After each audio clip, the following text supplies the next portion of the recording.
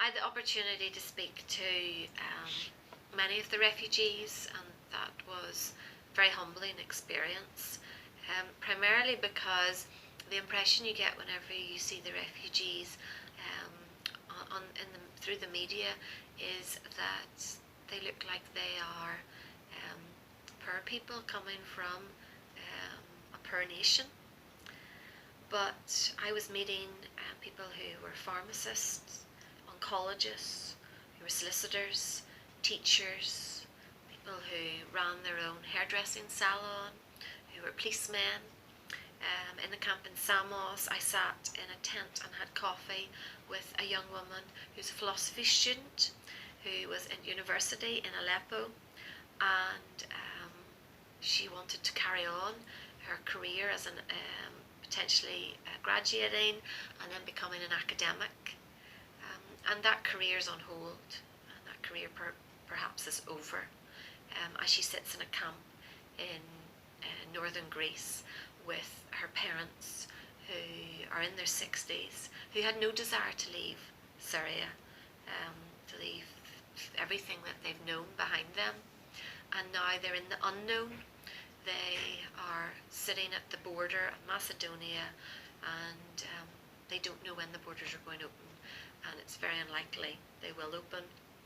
And we said to them when we were sitting in the tent with this young woman and her parents, we said, would you like to go back to Syria one day?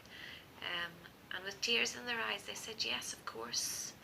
You know, we have property there, our community was there, our memories are there, and therefore it became clear to me that this is not, and it hasn't been an easy choice that these people have made.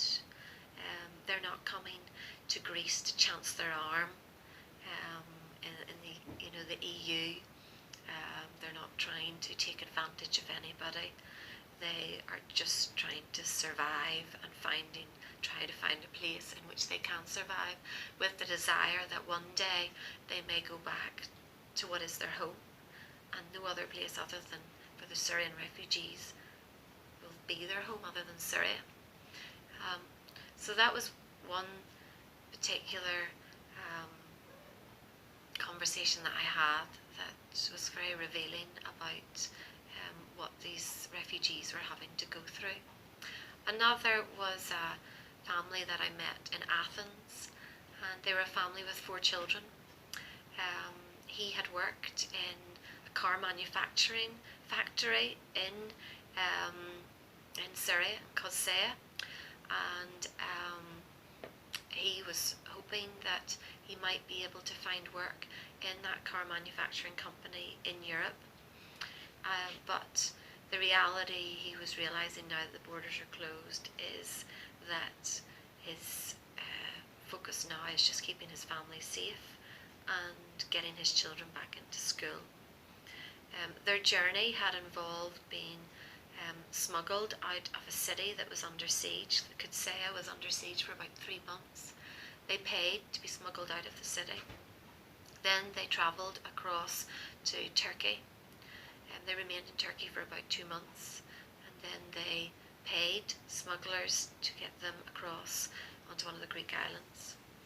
Then they were registered as refugees on the island, and they travelled across to Athens.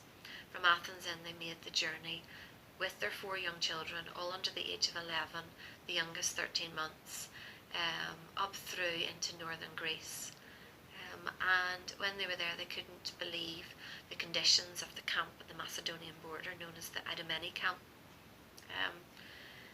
They felt that they perhaps made the wrong decision and even tried to go back to Syria.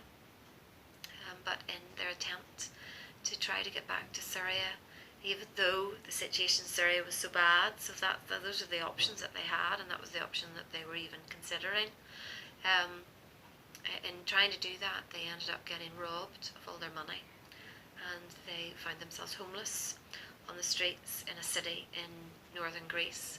They were taken in and they were put in prison for 2 days by the police for begging on the streets.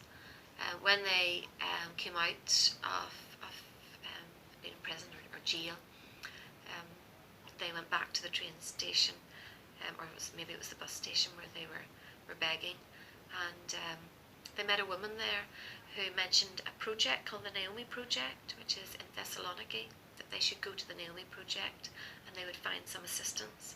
This woman gave them money to make the journey from the city that they were in to the city of Thessaloniki.